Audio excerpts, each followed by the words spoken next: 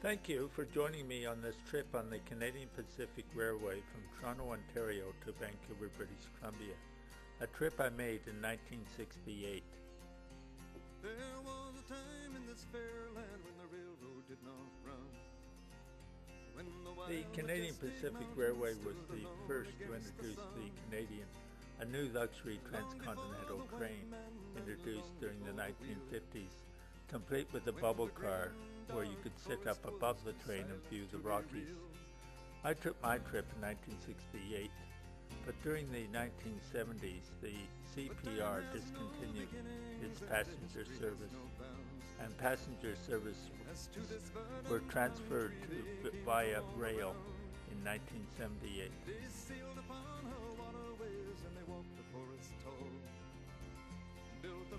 The CPR was the first transcontinental railway to be built in Canada under the initiative of the Prime Minister, Sir John A. Macdonald, to honour a campaign promise to get British Columbia to join the new Dominion of Canada.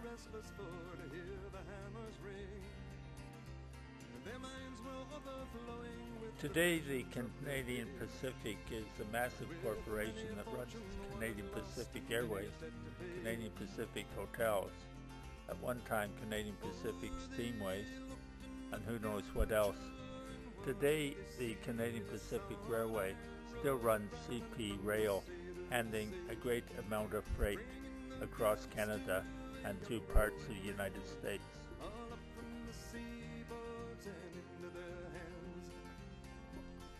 I grew up with a house that was midway between the Canadian National Railways and Canadian Pacific Railways, and lying awake on cold winter nights I could hear the whistles of the CP freight trains pulling through the city of Belleville.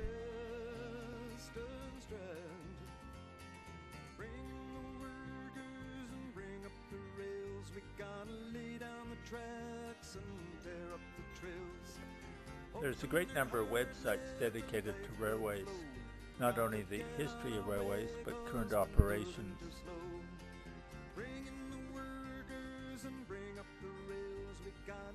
I found this, trainsdeluxe.com, an interesting website advertising luxury train trips around the world.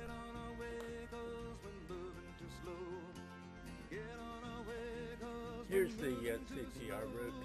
I took the route from Toronto to Sudbury, where I rejoined the train that went from Montreal to Sudbury, and then took the southern route across Canada through places like Dryden, Kenora, Winnipeg, Regina, Calgary, and finally my destination, Vancouver, where I moved on to Victoria.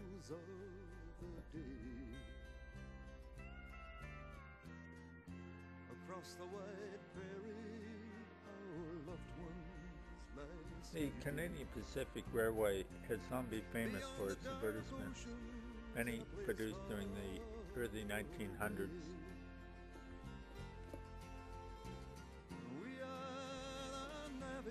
The highlight of the trip, of course, was traveling through the Canadian Rockies.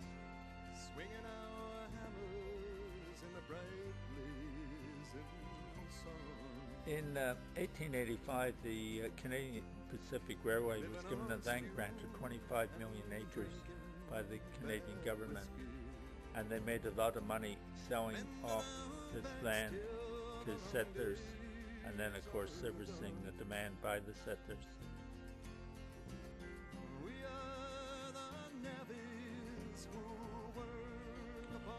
The quality of the meals was one of the things the Canadian Pacific advertised.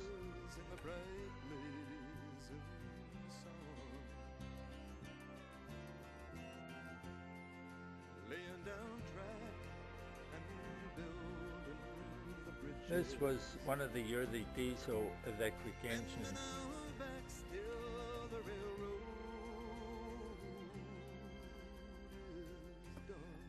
It's still around today, I think. The emblem, the beaver, is very Canadian, and much of the foundation of Canada was based on the fur trade, based on beaver and the beaver hats.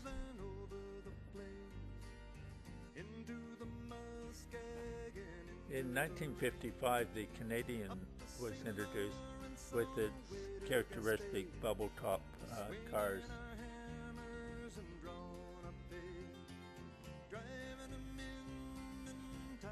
At that time, the Canadian Pacific bought from an American company called Bud a large number of stainless steel cars that survive today.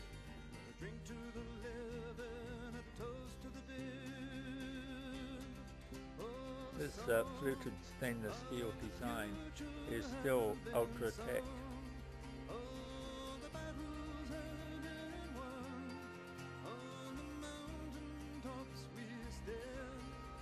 Stainless steel doesn't rust. It stays bright and shiny, and it's very easy to clean.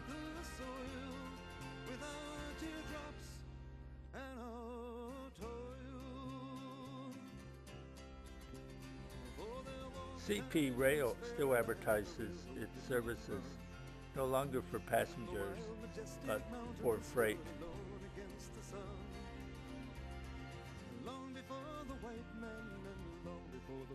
The Canadian Rockies was the highlight of the CP trips, and Canadian Pacific built 2 chateau-style hotels, one at Lake Louise, the other at Banff.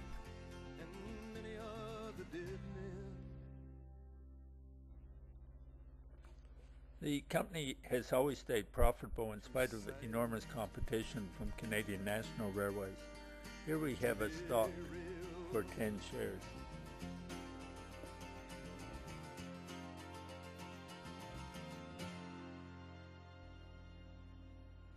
This ad appeals to big game hunters who seek moose and bear. Just a quick look at some of the earlier old steam locomotives. During the 1950s, I used to go down to the CN station and see the big steam locomotives come in, hissing steam and being quite scary with their loud noise. It's quite an experience for a young kid. Long before the white man and long before the wheel, when the green dark forest was too silent to be real. Early steam engines are much more dramatic than the modern, quieter diesel engines.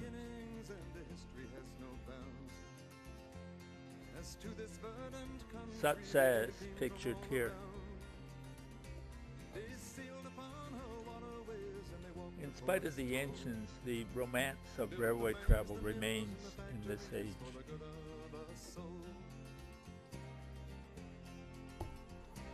My trip in 1968 started in Belleville with the Canadian National Railways trip to Toronto to the Great Union Station, which is the railway headquarters.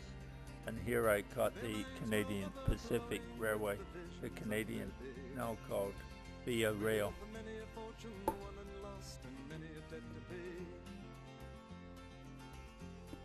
The Canadian Pacific Railway Station, the Union Station, was Victorian in construction and absolutely massive and impressive. Huge echoing halls.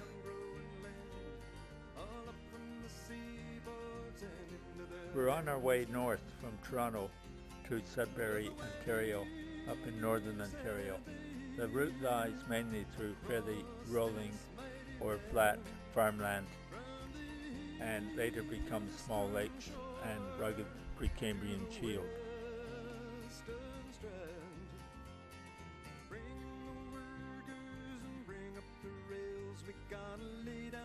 There's not much for me to do on the train except read books and papers, enjoy a coffee or even a beer.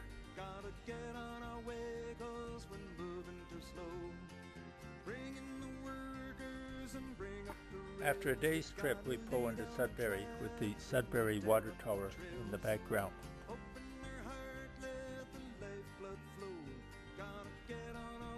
At that time, Sudbury had a lunar landscape with all the vegetation killed by the fumes of a nickel refinery.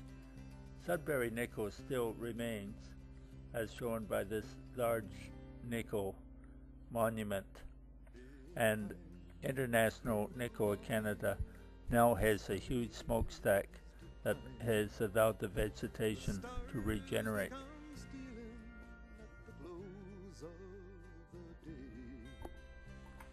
We traveled from Sudbury north through northern Ontario, Precambrian Shield, to Thunder Bay, Ontario.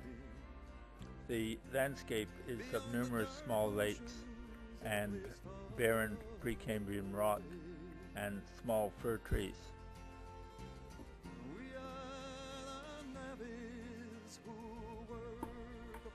I spent 3 years teaching school in Wawa, Ontario, which is not that far from Chapleau that the CPR passes through. And it's a very beautiful countryside, one that is easy to fall in love with because of its lack of pollution, lack of people, and sort of pristine purity.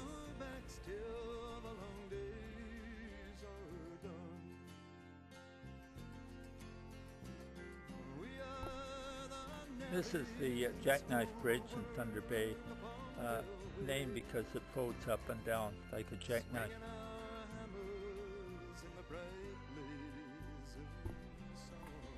From Thunder Bay we push on west, greatly west, through northwestern Ontario. One of the stops is Dryden, Ontario, with the symbol of the big moose, an 18-foot high moose. The following year, 1969, I was to get a job for 4 months in Dryden, paddling canoe routes north and south of the Canadian Pacific Railway. So, although I passed through Dryden at the time, it was to become quite memorable in my life the following year. Dryden, of course, is the home of Dryden Paper, a very large pulp and paper company that a few years later in the 1970s received a lot of news for poisoning a group of Indians who lived downstream from mercury poisoning.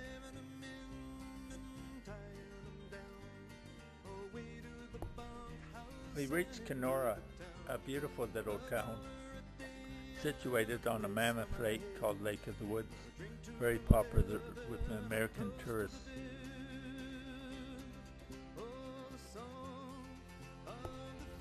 Here's a picture of the old Kenora CPR terminal.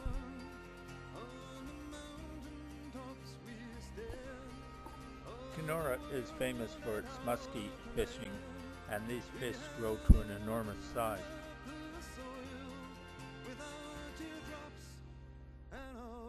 The then gets flat. We leave the Precambrian Shield and get onto the prairie, which is almost dead flat. Miles of fertile wheat belt farming country. We reach the capital of Manitoba, the province of Manitoba, the city of Winnipeg, with the legislative building shown here on the left.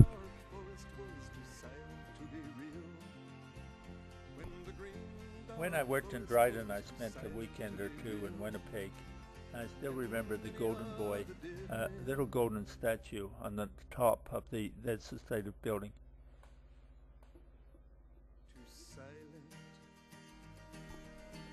The CPR crosses the prairies, and it's very boring and flat, but quite memorable with miles of wheat, and of course the famous wheat silos.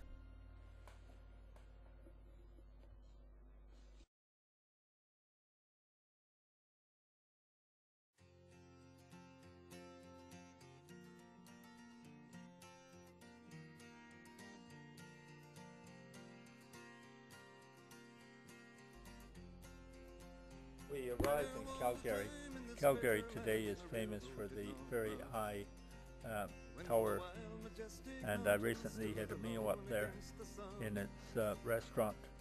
Long before the white man and long before the wheel, when the green dark forest was too silent to be real. Calgary is a very prosperous city thanks to the oil industry, and it's also the headquarters of the Canadian Pacific Railways. They own one of these high-tech buildings as a headquarters.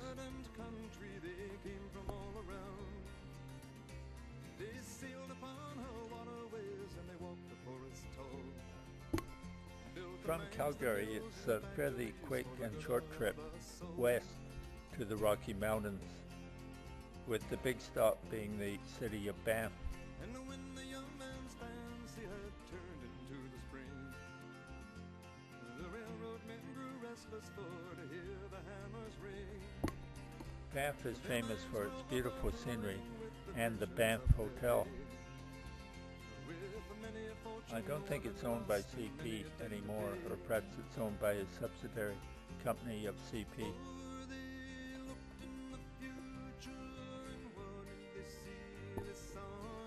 This statue in Banff indicates that the Canadian Mounted Police began somewhere near Banff.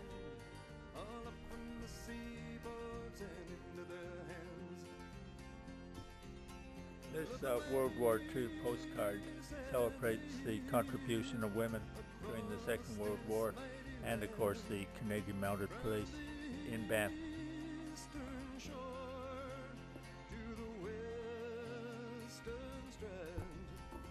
Now we'll pass through the Rockies and have a quick look at some of the scenery.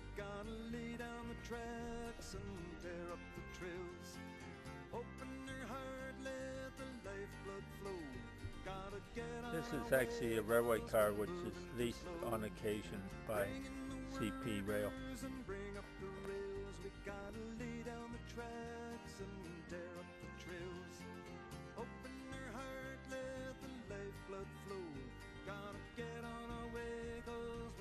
The scenery is remarkable, and it's well worthwhile doing the trip.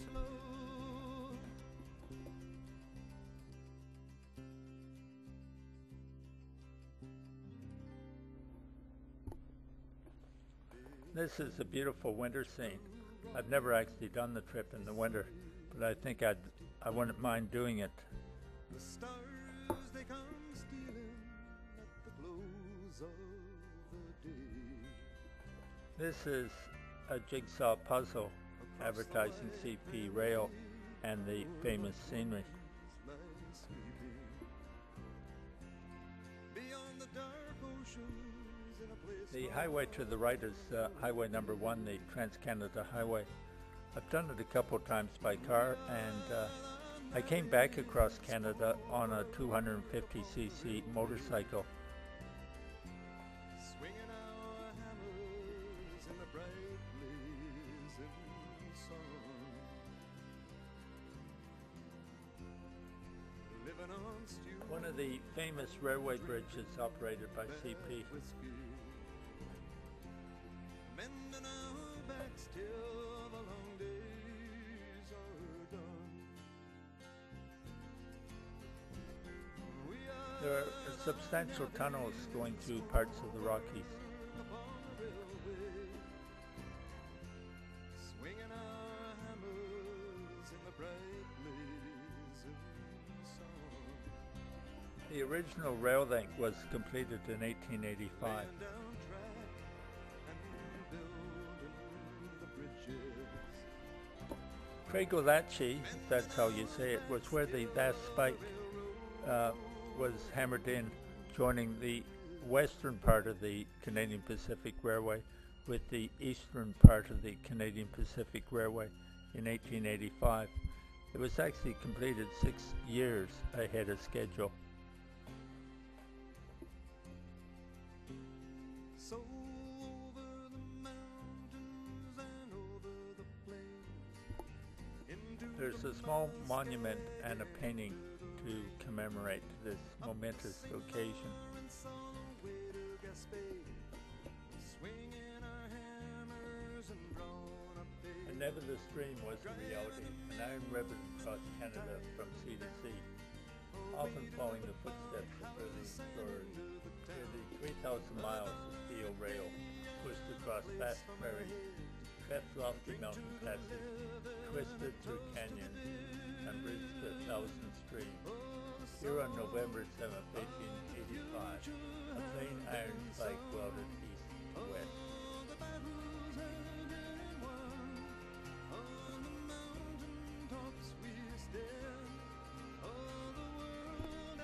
I really enjoyed Pierre Berton's book on the construction of the CPR. It really brings to life the characters involved in building the railway.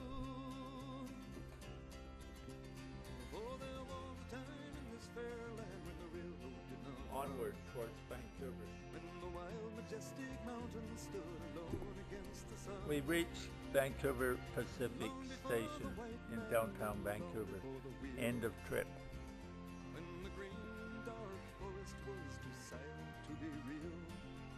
It's not quite as big as Union Station in Toronto, but still impressive.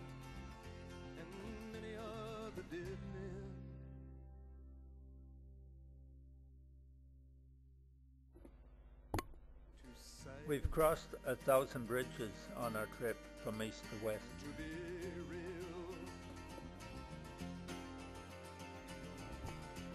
These bridges appear old-fashioned today, but they're commonplace throughout Canada.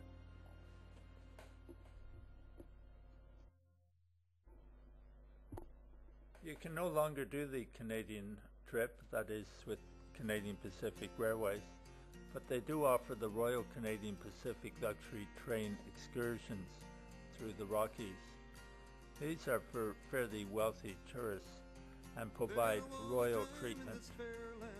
You travel in early 1900s business cars.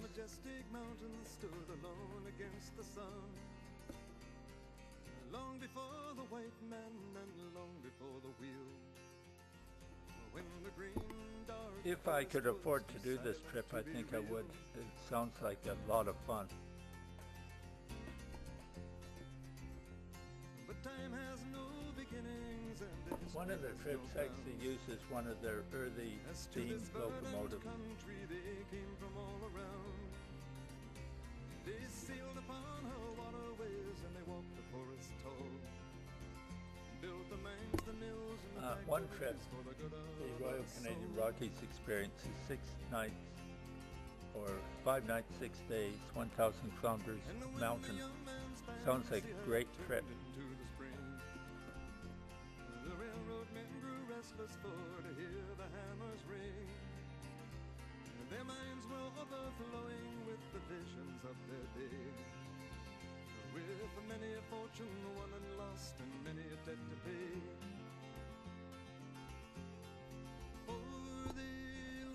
Foods and wines are a central part of the royal service.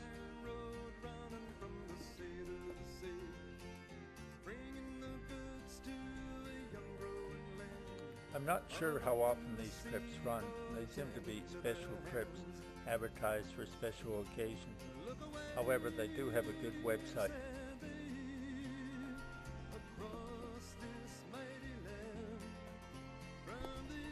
Lastly, part of the reason the Canadian Pacific Railway was constructed so quickly was the use of thousands of Chinese migrants who were brought in to do the dangerous work, blasting the granite in the Rockies. Many of these Chinese laborers were maimed or killed. Get on our way, 'cause we're moving too slow. Bring in the workers and bring up the rails. We gotta lay down the tracks and tear up the trails. Open their heart. Thanks for joining me on this trip of the Canadian Pacific Railway. And here we see one of their corporate golf balls.